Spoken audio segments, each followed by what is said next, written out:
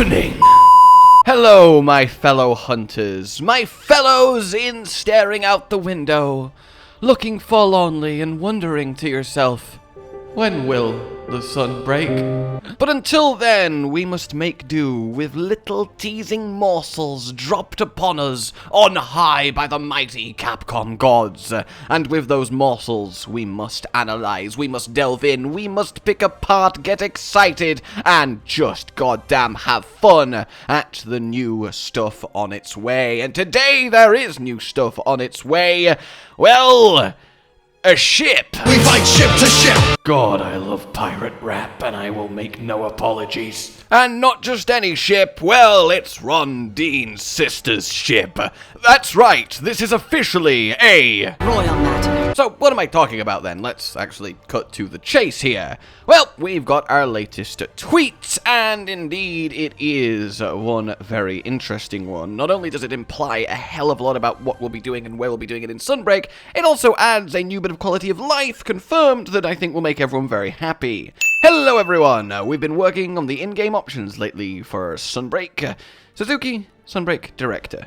Again, all-around fantastic guy. I know it doesn't say it, but I do think it is implied every time. So let's look directly, first and foremost, before we think about the background here, which is really exciting, let's actually have a look at the options that have been revealed in this lovely screenshot.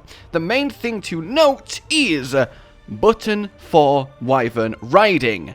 If we look at the current options menu in the same place, there obviously isn't a button for Wyvern riding. So off the bat, hard confirmation that it looks like we're finally going to get the option to not be forced into a Wyvern ride. I.e., we can probably set it to attack or just attack, then we can actually choose how we trigger it. And in the world where we set it to just A, we can probably keep attacking the monster, which will cancel the Wyvern ride, but we can keep our combos fluid and not have that forced interruption. I personally don't mind it that much, because I think Wyvern riding is really cool, though I do think it trivializes some of the monsters in terms of how powerful they are lore-wise, but that might be just a me problem. But in any case, that is a really lovely quality of life feature that has been asked for, and we now seemingly have gotten. So them's the hard facts out the way. Now we can do that lovely speculation implication, and everybody loves a bit of speculation implication. You know how fun it is to say speculation implication. Go on, try it. Now, I know for a fact at least a few of you out there did, and you're now thinking, damn, you're right. So, yeah, this is Rondine's sister's ship, the ship that we saw in the trailer for Lunagaron on the approach to Elgado. The outpost will be at least operating in Sunbreak for a bit, might be the entire game, who knows, but this is it. And we know for a fact it is because it's got the same crest, Rondine's sister's crest, or whoever this is. It's probably Rondine's sister, but let's be honest, anything could really happen at this point. So, yeah, this is the ship, the trailer ship, the main ship, the big ship, and the big deal here is that we're stood on it. This is an in-game controllable screenshot. So there are two main distinct options going into this off the bat. And the first one, the more mundane one, is just like Rondine's ship in Chimera Village. You can just walk onto it for a bit of flavor, have a look around, just makes things more interesting. It's just kind of there, nothing crazy, but, you know, that's nice. So wherever the port in Elgado is, just a part of the home village map of Sunbreak, will be this ship, and you can walk on it, walk off it, have a look, but that's where it ends, just makes the environment nicer. The other option then, of course, is, hey, you can actually be on it in a more gameplay sense. You can go places on it. We very specifically can't see any buildings around here, but we can see the mountains of Elgado, which implies that it's dock, so it's not like it's at high seas here, but it's also a much larger space than Rondine's ship.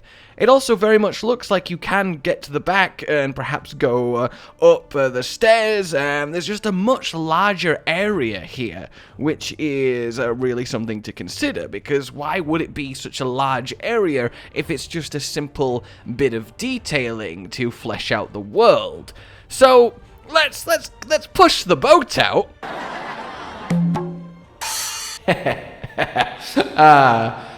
So hilarious, I'm sorry. And, well, what if we get some, like, full-on ship action, right? Like, imagine a world in which we can fight a underwater monster, but on a ship.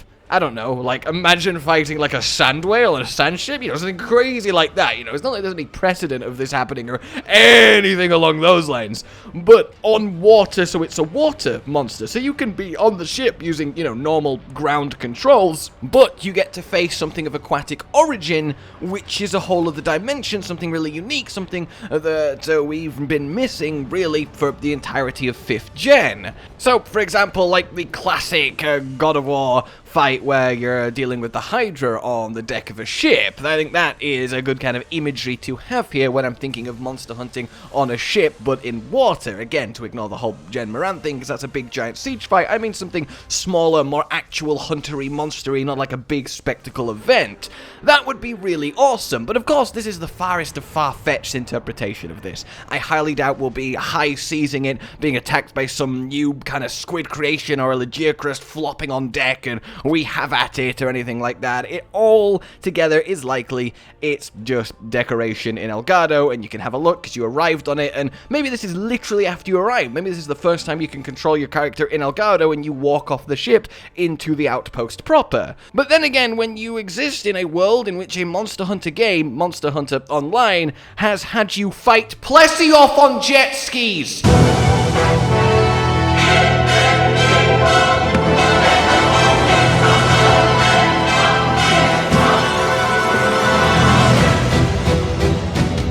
Let me reiterate that. You have been able to fight Plesioth on jet skis. What? Thank you, Mr. Kogath, for the footage. It's mental.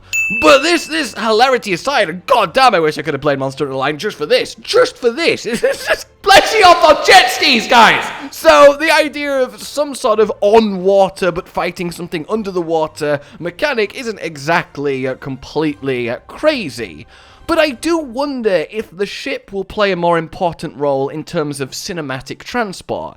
And what I mean by that is not quite literally you're on it and fighting and stuff, but because you have a ship, because this is an outpost, and an outpost implies it's not huge, right? And an outpost implies there might be more than one outpost. Maybe this will be a more larger continent-spanning adventure than we give it credit for. Rondine, right back at the start, had all of these pictures of old maps on her board, including, yes, a homage to Jen Moran and the Sand Ship, so that's kind of nice to see there.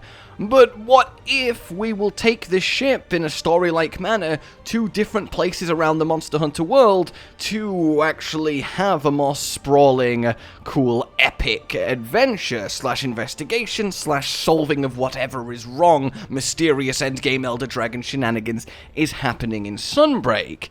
That would be really, really neat. At least using it as justification to take us to some further afield, more interesting locales than just literally the island that Elgado is located on.